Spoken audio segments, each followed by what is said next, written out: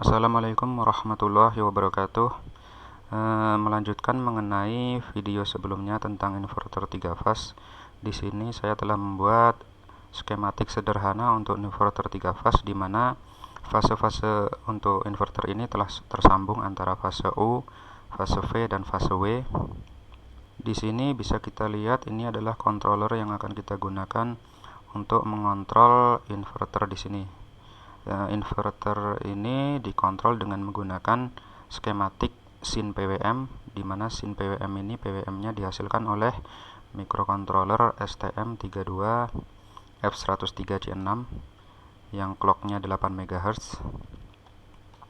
Masing-masing PWM ini outputnya adalah dari pin PA8, PA9 dan PA10. Kemudian ini kita masukkan, nanti kita konekkan ke PWM1 ke IC di sini ya, IC yang di sini untuk PWM1, kemudian di sini PWM2 dan selanjutnya di sini paling bawah untuk fase W di PWM3. Untuk STM32F103C6 ini power supply-nya sekitar 3,3 volt. Itu bisa kita setting dari sini, design, configure power rails. Di sini kita bisa pilih, di VCC atau VDD, kita masukkan 3,3 volt sebagaimana spesifikasinya. Power supply yang lain di sini adalah VCC 12 volt DC. Ini digunakan untuk memberi power ke IR2184. IR2184 ini adalah gate driver IC yang sudah ada dead time-nya sekitar 500 nanosecond, dan outputnya itu ada dua, HO untuk high side MOSFET dan LO untuk low side MOSFET, dan untuk inputnya hanya satu PWM saja dari microcontroller. Untuk PWM yang dihasilkan oleh IC gate driver ini sudah komplementari antara HO dan LO. Jadi jika HO on maka LO off, dan jika LO on maka HO off.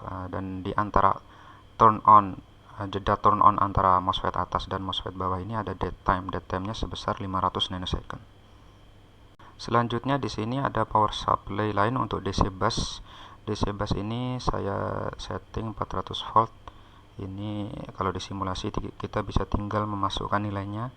Tetapi untuk aktualnya kita perlu memikirkan dari mana nanti DC bus ini berasal. 400 volt itu jika berasal dari single phase jika direktifikasi hanya akan menghasilkan sekitar 311 volt. Untuk menaikkan jadi 400 volt kita memerlukan semacam PVC boost converter. Untuk DC bus power supply ini bisa kita bahas di lain waktu. Untuk saat ini kita fokus dulu ke skematik untuk inverternya di sini. Selanjutnya untuk komponen dari tiap-tiap fase ini, fase U, fase V, atau fase W ini identik. Jadi kita perlu membahas cukup di satu fase saja. Ini adalah fase W. Di fase W ini kita bisa melihat di sini ada R11 100 ohm. Ini adalah bootstrap resistor yang digunakan untuk membatasi arus yang masuk ke bootstrap kapasitor C10 di sini. Ini nilainya 200 mikrofarad, tetapi ini saya tulis kira-kira saja. Tapi sebenarnya bisa dihitung, hitungannya itu dengan cara mempertimbangkan input capacitance dari gate MOSFET di sini. Selain itu, karena kita di sini menggunakan software simulasi, maka kita cukup melihat responnya di analog analisis apakah nilai kapasitan dari C10 bootstrap kapasitor ini menghasilkan gelombang atau signal seperti yang kita inginkan. Kapasitor bootstrap C10 ini kita pasang di antara pin VB dan pin VS. Pin VB dan VS ini floating, jadi dia bisa ditarik ke ground dan juga bisa ditarik ke DC bus. Ini adalah outputnya VS, jadi VS ini floating, dan dikarenakan VB ini juga numpang di VS maka dia juga ikut floating. Di sini kita lihat ada juga kapasitor C9, nilainya 50 mikrofarad. Kapasitor ini digunakan untuk menstabilkan tegangan yang masuk ke VCC. Makanya dia kita konekkan antara VCC dengan COM atau ground. Kalau untuk bootstrap resistor ini fungsinya tadi untuk membatasi dVdt dari Vs, sehingga Vs ini kenaikannya ataupun turunnya itu tidak terlalu cepat. Sebagaimana disebutkan sebelumnya, bahwasanya IC gate driver ini IR2184 memiliki dead time sebesar 500 nanosecond, di mana dead time ini akan memberikan kesempatan jeda turn on antara kaki MOSFET atas dan bawah. Jadi apabila salah satu MOSFET on, maka ditunggu dulu 500 nanosecond sebelum kaki MOSFET yang lain on. Karena jika mereka on bersama-sama tanpa menunggu yang satunya untuk mati, akan terjadi korsleting atau biasa juga disebut dengan shoot-through. Selanjutnya di sini kita lihat ini adalah MOSFET yang kita gunakan. MOSFET ini modelnya adalah IRFP S40N60K. Ini rated voltage-nya 600 volt. Arus yang bisa lewat adalah 40 ampere continuous. Kemudian untuk VGS-nya sekitar 3 sampai 5 volt. Bisa dicek di datasheet-nya. Ini adalah N-channel MOSFET. Di sini ada beberapa komponen yang saya pasang di gate-nya. Di sini kita lihat ini adalah gate resistor R13 500 ohm yang digunakan untuk membatasi arus yang masuk ke gate MOSFET di sini. Karena arusnya dibatasi, maka charging ke gate kapasitor di sini melambat, yang akan mengakibatkan juga VDS ini kenaikan tegangannya melambat. Karena jika VDS ini kenaikan tegangannya terlalu cepat atau dVdt-nya terlalu tinggi, ada kemungkinan akan menarik tegangan yang ada di gate MOSFET bawah sini, sehingga MOSFET bawah sini ikut on. Apabila dua-duanya on secara bersamaan, maka akan terjadi korsleting atau shoot-through. Hal ini disebabkan oleh parasitic capacitance yang ada antara gate dan drain dari MOSFET, disebut juga dengan Miller capacitance.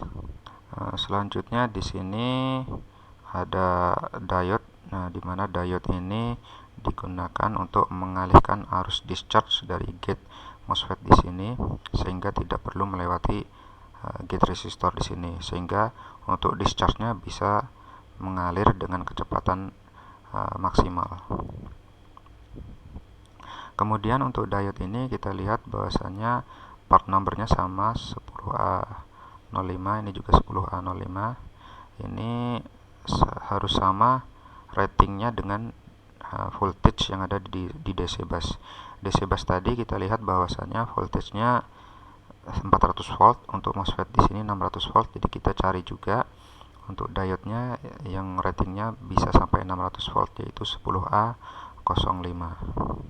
Lalu di sini ada Zener diode 1N4744A, ini untuk membatasi tegangan VGS sekitar 15 volt untuk 1N4744A. Kemudian di sebelah sini ada pull down resistor supaya tegangan di gate ini apabila gate-nya off tidak ngambang tetapi tertarik ke ground. Untuk MOSFET bawah di sini kita lihat bahwasanya komponen yang dipasang di gate-nya sama dengan yang digunakan di MOSFET atas, jadi untuk fungsinya juga sama. Untuk fasenya ini nanti akan kita hubungkan ke motor, dan karena motor termasuk inductive load, maka arus di MOSFET atas dan bawah ini bisa mengalir dari atas ke bawah dan dari bawah ke atas untuk masing-masing MOSFET ini. Hal ini disebabkan karena motor memiliki 4 quadrant operation, di mana motor bisa melakukan operasi motoring dan braking untuk counterclockwise maupun clockwise. Untuk motoring operation di MOSFET atas ini, maka arus akan mengalir dari DC bus melalui MOSFET saat on, kemudian mengalir ke fase di sini. Kemudian untuk braking, maka arus ini akan mengalir dari fase naik ke MOSFET atas ini melalui body diode. Di sini kita lihat ada diode kecil, ini adalah body diode dari MOSFET ke DC bus dan mengecas kapasitor atau baterai yang kita gunakan untuk inverter. Sedangkan untuk MOSFET bawah, arus motoring itu akan mengalir dari fase dari atas mengalir ke ground, kemudian saat MOSFET bawah ini on. Kemudian untuk arus breakingnya akan mengalir dari ground, dari bawah ke atas, kemudian menuju fase. Dan ini juga akan mengecas kapasitor atau baterai yang kita gunakan. Dan tentunya arus breaking itu akan mengalir melalui body diode yang ada di sini. Harus diingat bahwasannya MOSFET ini hanya bisa mengalirkan arus searah saja, yaitu dari drain ke source. Dan arus dari source ke drain atau berlawanan arah tidak memungkinkan, kecuali hanya melalui body diode-nya saja. Kita bisa menggunakan analog analisis di bawah ini untuk mengecek apakah ada potensi terjadinya shoot-through di mana MOSFET atas dan MOSFET bawah menyala secara bersama-sama. Untuk analisis ini saya memasukkan tegangan di gate atas dan juga arusnya, kemudian tegangan di gate bawah dan juga arusnya, lalu tegangan yang ada di fase W di sini. Kita klik. Selanjutnya kita pilih di sini pulse yang akan kita analisa, misalnya ini yang besar ini. Kita analisa saat turn on. Di sini kita bisa melihat ini berwarna kuning adalah Q6. Q6 ini adalah arus untuk MOSFET bawah, untuk gate MOSFET bawah. Jadi di sini dia mulai discharge. Di sini mulai discharge. Waktunya kita bisa melihat di 897.522. Ini waktunya. Kemudian yang untuk gate atas ini mulai charge di 898.025. Jika kita hitung, ya kira-kira sekitar 500 nanosecond, seperti yang dituliskan di datasheet untuk IR2184. Di sini bisa kita lihat saat gate bawah ini mulai discharge, MOSFET bawah ini masih belum putus. Dia masih hanya saja VDS-nya mulai mengecil, kemudian saat dia sampai di sini, ini baru putus. Ini MOSFET bawah baru putus. Indikasinya adalah arus yang tadinya berasal dari fase ke MOSFET bawah akan belok ke atas, dan ini akan mengangkat tegangan VS. Dan tegangan VS mulai terangkat di sini. Jadi disinilah saat dimana MOSFET bawah mulai putus. Tegangannya sekitar 4,69 volt, ya masih antara VJS yang ada di datasheetnya, rate-nya untuk on-nya sekitar 3-5 volt. Mohon maaf sebelumnya ya, ini garis biru yang di sini ini bukan VDS, tetapi ini adalah VJS untuk MOSFET bawah. Sedangkan VDS-nya ada di sini di bawah garis merah ini jadi satu, tapi kita bisa lihat di labelnya di sini berwarna hijau, ini adalah VDS yang asli. Untuk VJS bawah ini kita lihat dia mulai mati di sini sekitar 4,71 volt. Ini masih sesuai datasheetnya sekitar 3-5 volt, tapi bisa juga lebih dari itu untuk aktualnya nanti. Di sini ini indikasinya bahwasannya MOSFET bawah ini mulai turn off adalah aliran arus dari fase ini tidak bisa turun lagi ke bawah. Dia akan teralihkan ke MOSFET atas, tetapi melalui body diode. Bisa kita lihat di sini ada kenaikan, mulai dari sini. Kenaikannya ini akan terus melebihi DC bus.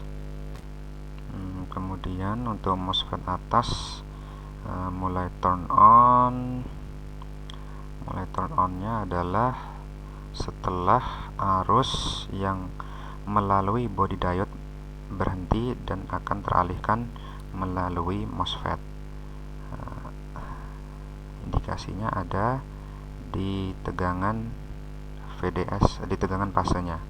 Di sini kita lihat bahwasanya tegangan fasenya 401 volt itu lebih besar daripada tegangan DC bus, berarti dia lewat body diode. Karena dia lewat body diode dan dia mulai mati di sini. Nah, ini adalah saat dimana MOSFET atas mulai menyala atau turn on. Ini VJS atasnya berarti 405 dikurangi 400 adalah 5 volt. Itu adalah saat dimana MOSFET atas mulai on dan arus yang dari yang mengalir lewat body diode tadi berhenti, kemudian diganti arus motoring yang berasal dari DC bus melalui MOSFET atas. Jadi bisa kita lihat di sini bahwasannya antara MOSFET bawah turn off dengan MOSFET atas turn on, di sini ada jarak yang cukup jauh ya, ada dead time. Jadi aman dan tidak akan terjadi shoot-through. Selanjutnya ini adalah kondisi di mana saat MOSFET atas turn off dan MOSFET bawah akan turn on. Kita bisa lihat MOSFET atas mulai turn off di sini, indikasinya adalah DC bus yang mulai turun dari 400 volt ke 399. Di sini VGS-nya 404. Maksud saya VGS-nya 404 dikurangi 399 berarti sekitar 5 volt. Di situ adalah saat dimana MOSFET atas mulai turn off. Tetapi aliran motoring dari MOSFET atas ini tidak bisa langsung berhenti. Jadi akan mengambil aliran dari MOSFET bawah, tetapi MOSFET bawah belum on. Karena MOSFET bawah belum on, maka akan melalui body diode dari MOSFET bawah. Ini bisa kita lihat di sini. Kita lihat VS akan turun sampai negatif, berarti dia melewati body diode MOSFET bawah. Di sini bisa lihat negatif. Dan terus sampai MOSFET bawah ini nanti akan on. Indikasi MOSFET bawah ini turn on adalah ketika VS ini, tegangan VS minus akan mulai terangkat. Nah, kita bisa lihat. Nah, dia mulai terangkat di sekitar sini. Bisa kita zoom. Nah, di sini ini tegangannya mulai terangkat. Ketika tegangan mulai terangkat ini adalah awal di mana MOSFET bawah ini turn on. MOSFET bawah ini tegangan VGS-nya sekitar 3,77 volt. Saat dimana MOSFET bawah mulai turn on. Di sini bisa kita lihat tegangan VS ini naik terus di sini ya, tetapi sepertinya tidak pernah tertarik sampai ke positif, masih negatif terus. Ini menunjukkan bahwasanya saat MOSFET bawah ini on, arusnya bukan arus motoring tetapi arus braking. Kemudian tadi kita lihat bahwasanya antara MOSFET atas turn off dan MOSFET bawah turn on ini jaraknya cukup jauh ya, jaraknya cukup jauh. Jadi di MOSFET bawah ini tidak terjadi shoot-through, tidak terjadi shoot-through antara MOSFET bawah dengan MOSFET atas. Jadi aman di sini, jaraknya jauh sekali bahkan. Untuk diketahui bahwasanya arus motoring dan arus braking yang melalui body diode MOSFET ini bisa sangat besar, dimana saking besarnya nanti bisa menyebabkan terjadinya voltage spike di saat turn on atau turn off, dan bahkan bisa terjadi ringing. Ini bisa diatasi dengan menggunakan snubber circuit salah satunya. Baiklah, selanjutnya kita akan mengkonek inverter kita dengan motor 3 pas. Motor 3 pas ini sudah saya siapkan di sini. Ini motor 3 pas dari Proteus berdasarkan model dari Sohor dan Kubov. Dan ini adalah parameter untuk induction motor 3 pas ini. Di sini pole pair numbernya ada 3, berarti ada 6 pole. Kalau 6 pole ini jika frekuensi 3 pasnya 50 Hz, maka putarannya adalah sekitar 1000 rpm. Ini untuk parameter yang lain. Di bawah ini adalah kecepatan motor dalam rpm. Kita bisa lihat bahwasanya kecepatannya berangsur-angsur naik, tetapi tidak bisa benar-benar sampai 1000 rpm. Hal ini dikarenakan karena frekuensi dari arus 3 pas yang kita masukkan di sini tidak 50 Hz, tetapi sekitar 47,6 Hz saja.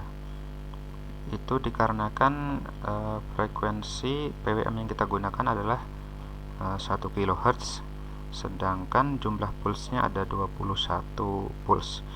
21 dikali periode untuk 1 kHz adalah 1 milisecond. 21 dikali 1 milisecond hasilnya adalah 21 milisecond, dan 21 milisecond ini akan menghasilkan frekuensi per fasenya sekitar 47,6 Hz. Dan terakhir di sini kita lihat ini adalah plotting untuk arus dari 3 pasnya UVW. Kita lihat arus inrush current-nya awalnya besar, kemudian setelah mencapai kecepatan rated speed-nya maka arusnya bisa sesuai dengan rated current-nya. Akan tetapi kita lihat fluktuatif sekali, menunjukkan skema PWM kita kurang bagus, karena jika skema PWM kita bagus maka ini akan berbentuk sinusoidal dan akan lebih mulus daripada arus yang zigzag seperti ini. Nah, di sini kita lihat juga di analisa untuk tegangan U fase, ini contohnya sama U fase untuk current-nya banyak sekali harmonik ini tidak berguna karena ini akan mendistorsi fundamental voltage kita, fundamental frekuensinya, dan sisa tegangan yang di harmonik ini akan terbuang percuma sebagai panas.